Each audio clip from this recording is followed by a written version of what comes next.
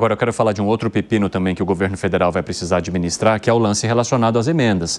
As emendas que estão travadas e que de alguma forma incomodam agora também o novo presidente da Câmara, Hugo Motta. Ele pretende ter uma conversa com os três poderes para ver se destrava esse trem. Seja mudando o nome, a direção, a bancada, enfim. Bruno Pinheiro está de volta então aqui, porque ele está passando o fim de semana aqui em São Paulo e vai trazer as informações para a gente direto do nosso estúdio na Jovem Pan. Ô Bruno, fale para mim qual que é o objetivo de Hugo Motta, o que ele quer conduzir de conversa e ele já vê algum tipo de solução ali no horizonte? Evandro, existe uma ideia de acabar recolhendo algumas informações, conversar com os parlamentares e levar, então, essa ideia ao Supremo Tribunal Federal para conseguir liberar essas emendas. Ele já conversou com alguns parlamentares, essa reunião está agendada para o dia 27. Agora há pouco, conversei com o deputado Sóstenes, que é líder lá do Partido Liberal na Câmara dos Deputados. O que ele me disse foi o seguinte, Evandro, que a oposição não está se movimentando para liberar essas emendas. As emendas que estão retidas são as emendas extras, que a oposição não tem. É aquele dinheiro que o governo libera.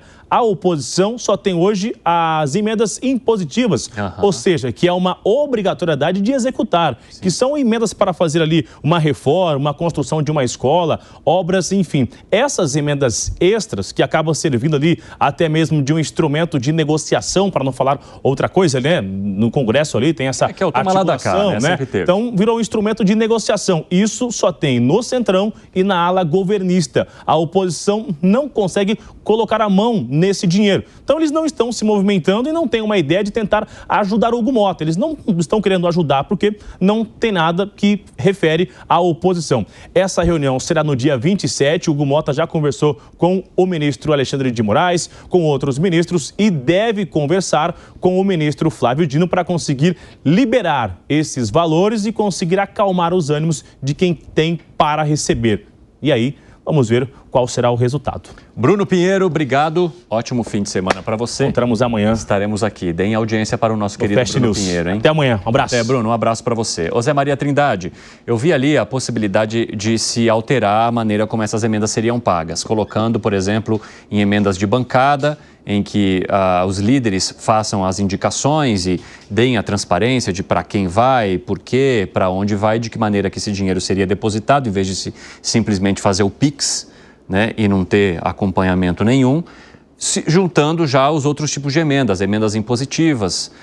Porque, se não me engano, né, Zé, são as emendas de comissão e as emendas PIX que estavam com um problema. As emendas de bancada e as emendas impositivas, elas entrariam ali num modelo que é mais fácil de se fiscalizar ou de se rastrear. Você acha que dá para fazer essa alteração na nomenclatura e na maneira como se envia a emenda para falar para o Supremo Tribunal Federal que há regularidade na situação? Pois é, as emendas parlamentares se transformaram aí na grande interrogação do Congresso Nacional.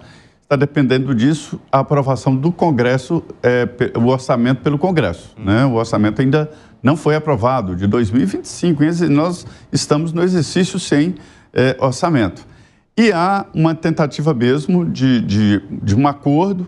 Eu acho estranho, né? O Judiciário não deve fazer acordo, o Judiciário tem que analisar a Constituição e decidir.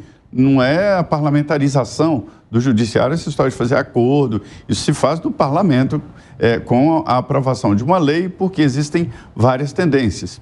Mas, enfim, o Alcolumbre, ele assumiu a responsabilidade desta negociação. Ele disse que vai negociar e ele uniu o Congresso Nacional, né, com o presidente, com líderes, e isso, segundo avaliações, torna o Congresso Nacional mais forte e dá mais poderes para o Alcolumbre negociar com o ministro Flávio Dino. E Supremo Tribunal Federal não é só o ministro Flávio Dino, essa história das emendas, a liberação das emendas. É verdade, existem vários tipos de emendas, né? Tem as emendas de bancada, que os estados definem as prioridades, isso para não pulverizar. Então, oposição e governo de cada estado se reúne, tem um parlamentar que é o coordenador da bancada e define onde o estado vai receber as emendas. Existem as emendas parlamentares individuais. Entre essas individuais, tem as impositivas e as tais emendas PIX, né? Que é aquela de fundo a fundo. E, além disso, tem as emendas de comissão. Nessa emenda de comissão é que acontece a falcatrua. Como é que é? Vamos lá, 10 bilhões de reais. 5 bilhões de reais ficam com líderes e presidentes da Câmara e Senado. Mas eles não aparecem.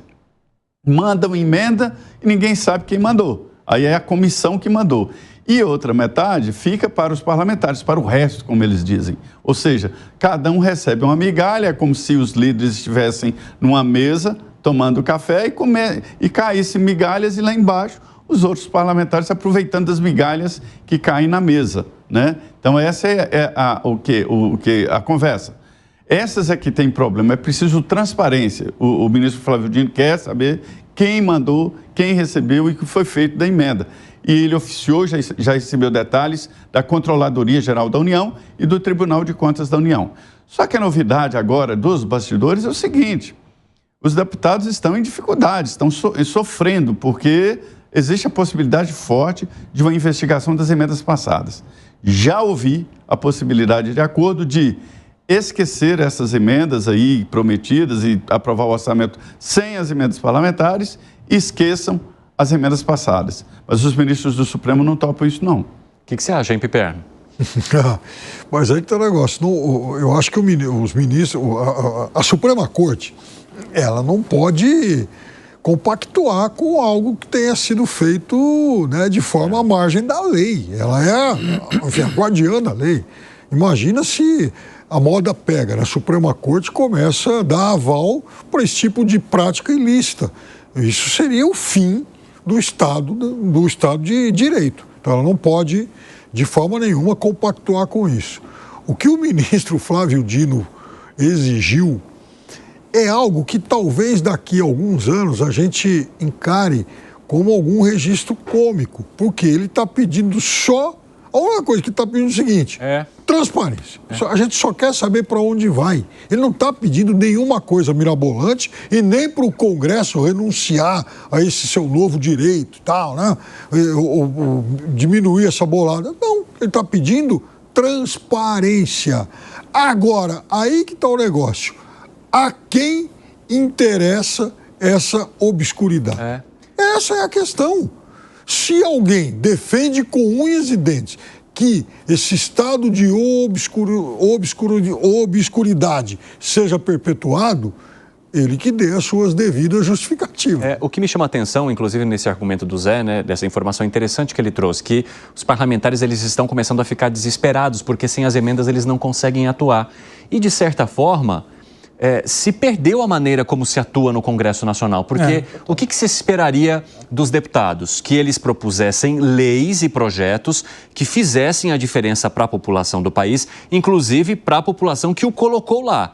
Então, o que se espera é isso, é você fazer a transformação por meio de projetos que levem a diferença, que construam essa ponte entre o poder e a população que está lá na ponta. Hoje isso se perdeu, né? Na verdade, hoje a conexão é a emenda parlamentar e a maneira como eu vou prover o que determinada prefeitura precisa. E claro, gente, nós é sempre bom deixar claro que nós não estamos colocando as emendas parlamentares como se elas não fossem necessárias. Sim, muitas vezes aqueles municípios que elegem esses parlamentares, eles têm no deputado, no senador, justamente esse diálogo com o executivo para conseguir obter aquilo que ele precisa de transformação. Só que o mínimo que se espera é transparência. Agora, o deputado colocar na emenda parlamentar toda a sua atuação também está errado, né, Alan Gani? Com certeza. Isso mostra que a democracia aqui no Brasil, Evandro, ela está completamente disfuncional. A gente tem um Congresso que tem ares de poder executivo, porque tem basicamente 20% do orçamento discricionário. É muita grana. A gente está falando de 50 a 60 bilhões de reais e é crescente. Então, na prática, acaba